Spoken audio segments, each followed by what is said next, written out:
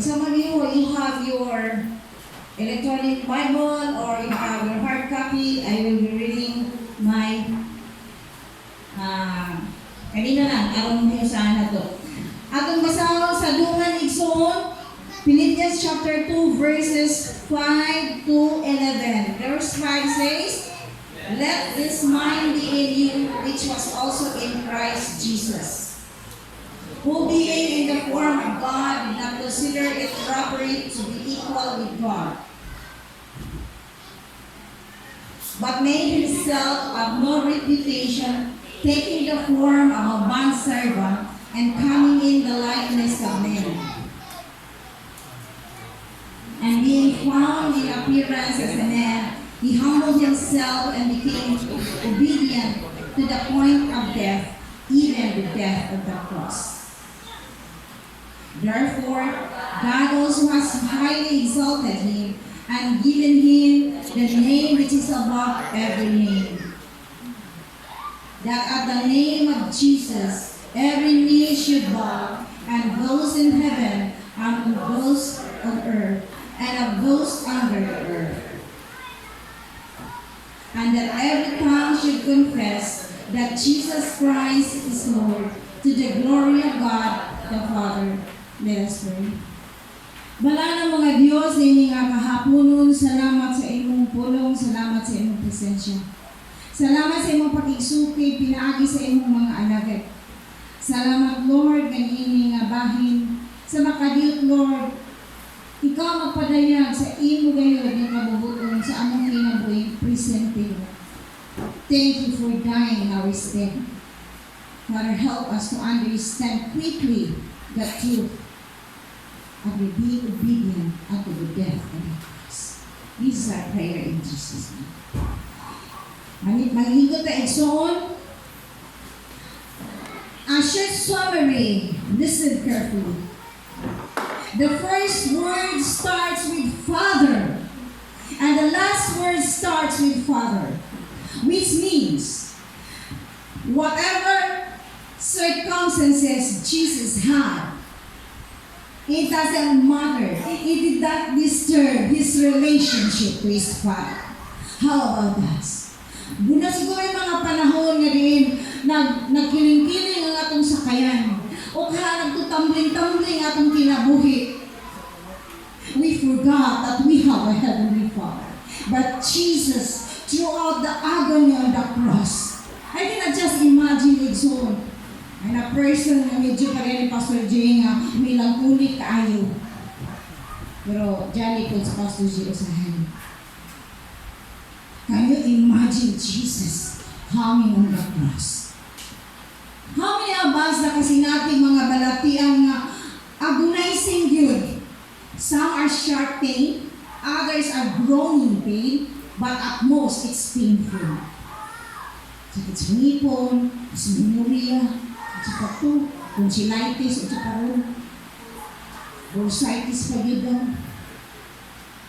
But Jesus went through it. So remember the word that we have just read. Jesus died as man. So when he addressed his Father in heaven, he addressed it as human. Nga yun siya forgive. Because that's the reason why he came. We understand. The first word is forgive. Because that's the reason why he came. The second reason, or the second word is as a promise of salvation. In fact, it's not tomorrow, it's not next year, but today. It's today. So say it to yourself, I'm saved today. Today. Hallelujah. It's a promise of salvation today. It's an assurance that you are saved today. And the third word is a word of love and affection.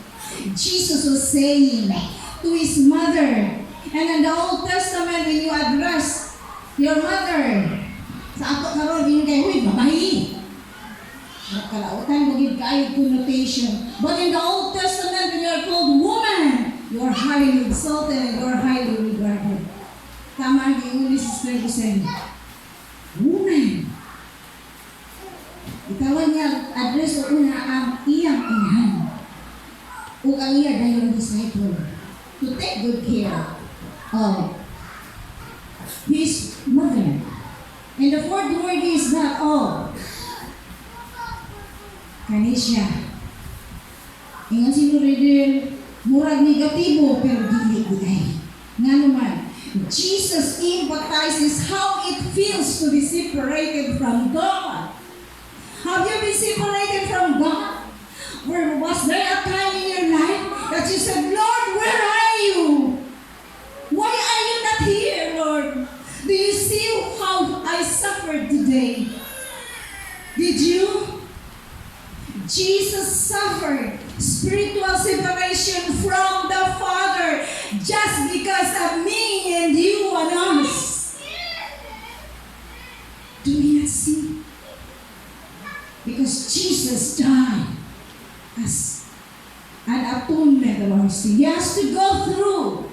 We could have been there. Isa-isa o tatang ilansang kakalas ba sa krus o basin ba o we will take turn. Ako na sad ilansang. O sunod si Pastor Jay. Or according to age, si Pastor Manny una. Ako sunod ayon. According to age. But no. He died once and for all. And He died as man. So He suffered as man. Do you get it? When He said, Father, Father, why have you, oh my God, why have you forsaken me? I remember a time when I said, Lord, do you see how I suffered now? Do you know that I am nothing? Do you know that I have sinned against Thee? Lord, can you still forgive me? That was an utter, multi-gitawag ni Pastor sa ako sa ngayon, rock bottom. I have nothing to hold. And I can feel in my spirit that I'm so separated from the Lord. Jesus felt the same. For you, for me, and for all of us, He suffered spiritual separation. Because God cannot be separated from God. And God cannot die. Only man can die. Because it is said, from the dust you came from, to the dust you shall return. And the fifth word says, I'm thirsty. Si Pastor John nag-ingon, yes, that was physical pain. Have you been in pain? Have you been in need? So desire. Many times, Jesus suffered the same. What do you so desire today? It could be physical, it could be emotional, it could be spiritual. You have so desired something. In the first place, man is made of 3/4 of water, so na-dehydrate siya. So thirsty and so desired. Many times sing that song, this is my desire. It's to honor you. Is that what you thirst for? And what's one song says, send me and I will go. Many times you sing that song, pero sugo na ganita. Isa. Ay, bisip ako. Musim ba ta? Pastor na ba? Sige na siya. Sige na siya pa na ako. Ay, pastor! Na ang ako'y agtuan. It breaks the heart of your pastor, but it more breaks the heart of God. May rason ka ba? Napagig ka awit pa sa Jay. Walay rason. Pero naaday daghan. Walay rason. Walay rason. Wala yun. Sa awit ka di ay. Pero ang dami kayang rason.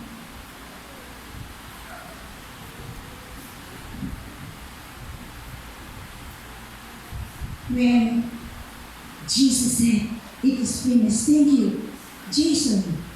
Walang matapos kung walang inumpisahan. At hindi matatapos kung hindi mo talaga tapusin. Do you understand? What God has started in our life, ingon si Pablo sa iyang pulong niya sa Filipos, ingon siya, I am confident that He who began a good work in you, in me, in all of us, He will bring it unto completion. But we need to endure. We need to go forward. We need to have patience. God is still working in us. But we need to finish the race. Mo ganito, kung wala ko na plano, nako ang ulo, wala'y plano. Wala'y mo man nga building, di ba, Carlo? Wala'y mo man nga building nga patsada, kung wala'y plano. O wala'y plano, kung di mo gibugnayan, dili na siya mahuman. Pero nanay plano, kung dili trabahon, wala'y mahuman. But He has begun a good work in you. Tell it to yourself, Lord, what you have begun in my life, I know and I'm confident you will accomplish it when you will be back. You will find me and I will be with you. Is that what you want? Ano yan? Kung baan ba itong mamatay? Kung baan ba mamatay, Pastor J? Ay, Diyos sa uwi. Makaktok po dyan. But we cannot stop. It's start now. So when Jesus said it is finished, His life, His ministry, His mission, the reason for His coming, to establish His kingdom here on earth is done. Pero wala pa natapos, kay dagan pa mga henerasyon. Jesus is already seated at the right hand of the Father. It is we. Kita niya mga kamot, kita niya mga tiil o mga baba, igsoon. Ayaw paghilom-hilom diha. O ayaw siya pagluya-luya diha. Because God will use us. His work is over. But our work is not yet over. Over naman na siya. Kung mahuman, kuhaon ta. Mamatay o kaha, mamatay. And the seventh word says, Father, into your hands I commit my spirit. Remember, it starts with the word Father, forgive them. It's for others. And the last is para siyang kaugalingon. Suon. Nalingan at tunan. So kung ato unta na siya mabutang sa atong hunahuna o sa atong kasing-kasing, why Jesus came? Jesus did not die as God. He died as man. For me, for you, and for everyone. So di lang ni natin ginabalik-balik sa Semana Santa, sa Biyernes Santo, kay mauna may atong kasagaran nga ginahimo. But it is always to refresh us and to appraise us of the things, of the good things that God has done in our lives, to support us, to encourage us to go on. Kay kaha, dunay mga kabugat, kay kaha, dunay mga kaluya, kay kaha, dunay mga kabilinggan nga naghawid sa atong kinabuhi. Exoon. Today is the day that the Lord is saying to us, go on. Go on. I read into Psalms 116 verse 15 says, precious in the sight of the Lord, the death of His servant, of His son. Jesus made Himself the servant. So ang kamatayon ni Ginoong Jesus, bisan ang amahan nagalantaw kaniya sa agony. Do you think a father? Mary was the mother. She was super righteous, and yet the Father in heaven, na-pierce ang iyang kasing-kasing niya.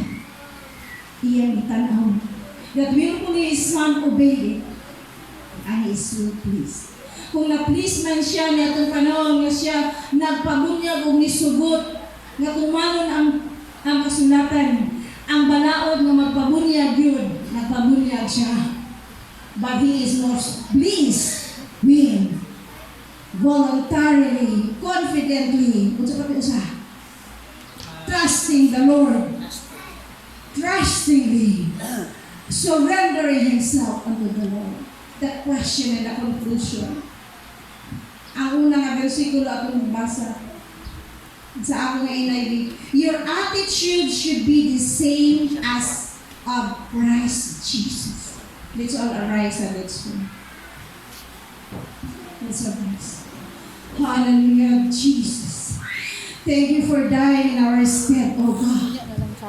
We could have died many times, Lord. But we cannot die the way you died. Lord Jesus, we are so sorry about our complacency. We're so sorry about our transgression. Father, thank you that we will apply the forgiveness you have given, you have uttered on the cross today. Forgive us, oh God, of our complacency. Of the so many reasons for not obeying you. Thank you, Lord Jesus, that truly your love is so stubborn, oh God. You will never let us go our way because you have prepared a place for us. Father, it is our prayer that even as we start today calling you our Father, my Father, and to whatever situation and to whatever circumstances that you will allow, we will continue to trust you. And at the point of death, oh God, give us a gracious death and say, Lord, Father, into thy hands I commit my spirit. That's a nice type of death that we would be wanting, oh God. But Lord, help us to walk on. Help us to be obedient every step of the way. Without you, Lord, we are nothing, oh God. Thank you, Lord Jesus, for this handful of people who are faithful unto you. Help us to be faithful every step of the way. Where we believe, Lord, you will not forsake us. You will never leave us, Lord. In fact, you have a prepared place for us. Thank you, Lord Jesus. Thank you, Lord, gikan sa mga hamtong-hamtong sa mga bata. Lord, ikaw nag-atimahan sa mata ko sa kanan. That not one of us will be lost. And this is our prayer in Jesus' name. Amen.